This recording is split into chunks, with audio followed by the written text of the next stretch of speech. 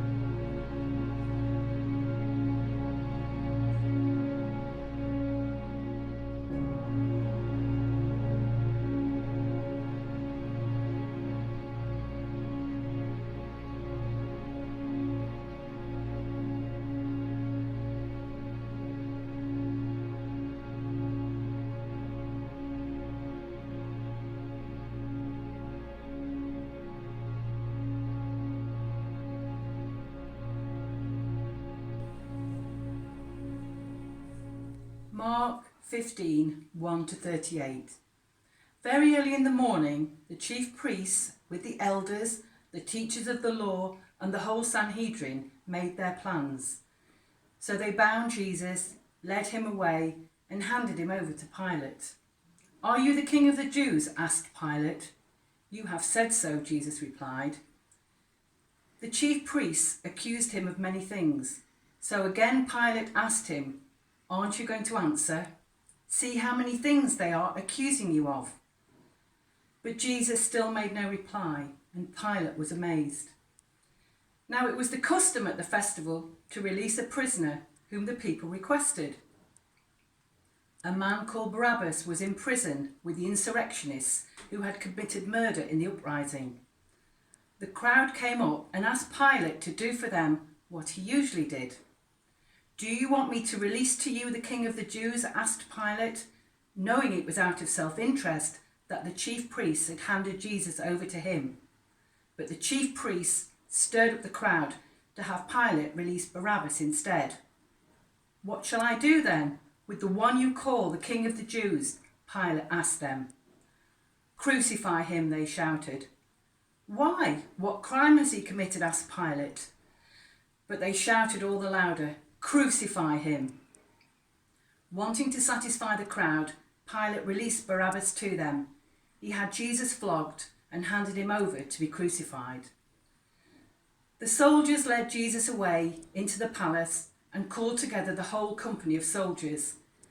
They put a purple robe on him, then twisted together a crown of thorns and set it on him. And they began to call out to him, "Hail, King of the Jews!" Again and again they struck him on the head with a staff and spit on him. Falling on their knees, they paid homage to him. And then they mocked him. They took off the purple robe and put his own clothes on him. Then they led him out to crucify him. A certain man from Cyrene, Simon, the father of Alexander and Rufus, was passing by on his way in from the country, and they forced him to carry the cross. They brought Jesus to the place called Golgotha. Then they offered him wine mixed with myrrh, but he did not take it, and they crucified him. Dividing up his clothes, they cast lots to see what each would get. It was 9 a.m. when they crucified him. The written notice of the charge against him read, "The King of the Jews." They crucified 2 rebels with him, one on his right and one on his left.